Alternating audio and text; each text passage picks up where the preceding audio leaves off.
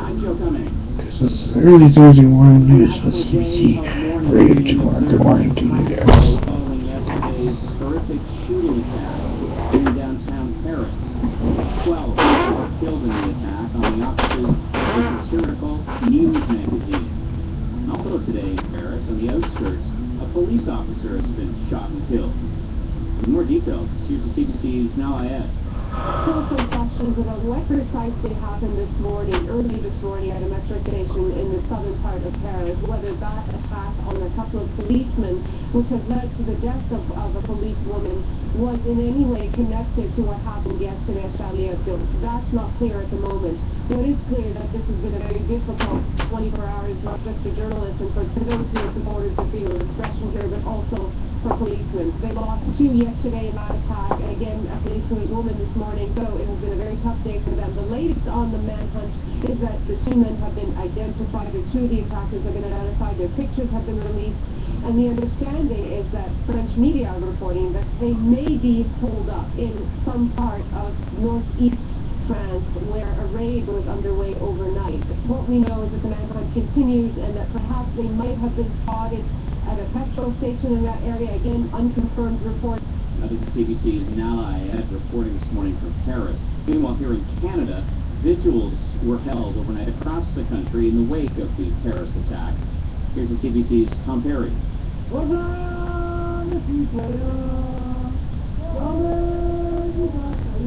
In Toronto, they sang the French national anthem. Canadians and French patriots expressing sorrow, grief, and anger in the aftermath of the deadly attack in Paris. It touches the soul, and I think it's a good thing that we're all staying together in the face of it, because it's so senseless. It's not allowed to not in trust of people. In Montreal, crowds gathered at City Hall to show their support for the people of France and vow this attack will not stifle or suppress freedom of speech. It's not over. We continue to speak, we continue to feel, we continue to live, and we're here to say that Charlie Hebdo are going to continue in every way. Strong words and strong feelings in the wake of a shocking attack. Tom Perry, CBC News, Ottawa.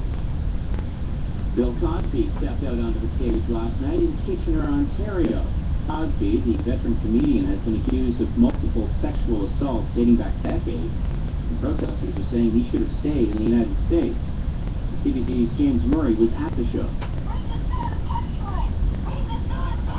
Outside the auditorium, a small line of demonstrators shouted their message to the news cameras. With new allegations of assault made just yesterday, Bill Cosby is once again getting global coverage. But unless he checked the news in his hotel room, he likely never heard a word. Instead, he heard only applause and laughter. We weren't allowed to record it. No heckling, even when joking about relationships or about how unfashionable it is these days to hit kids. Oh, he's great.